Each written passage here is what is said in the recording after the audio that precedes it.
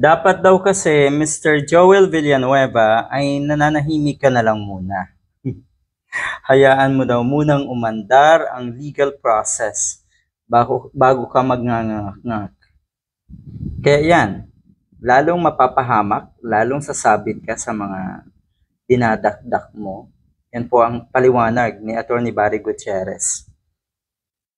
Makikita kasi natin si Villanueva sa kanyang intensyon para depensahan ang sarili, kung ano-ano ang sinasabi, kung ano-anong ang binubulalas.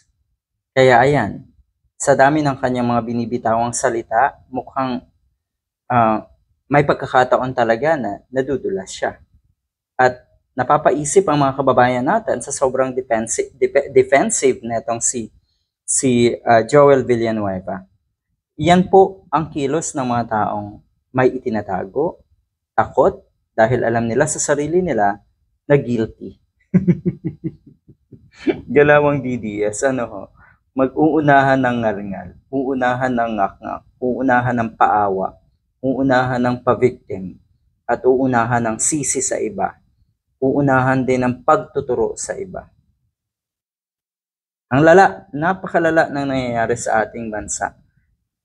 Sana may umusbong pa ng mga politiko, batang politiko na hindi kayang magpalamon sa ganitong klaseng sistema. Sinabi kong hindi kayang magpalamon dahil minsan kasi sa una, titignan mo, iisipin mo, talagang maayos ang isang batang leader. Pero sa kalaunan, nakakain talaga ng sistema eh. 'Di ba? Nakakain talaga ng sistema. At hindi exempted ang mga maliliit na or lokal na gobyerno. Abay sana dito sa amin walang ganon na nakakain ng sistema. Balikan natin si Joel Villanueva. Kilala bilang relihiyoso, no? 'Di ba? JIL, Jesus Joel is lying, yun pala yun. Binigyan mo lang daw ng pagkakataon ang mga taong hindi naman kumbensido sa pagiging inosente mo. Na yun nga, wakwak na naman.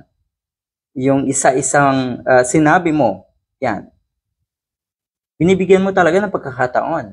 Binibigyan mo ng idea ang mga kababayan natin kung bakit nagwawakwak, kung bakit napaka-defensive ng isang Joel Villanueva. At alam naman natin, parang golden rule na yan eh.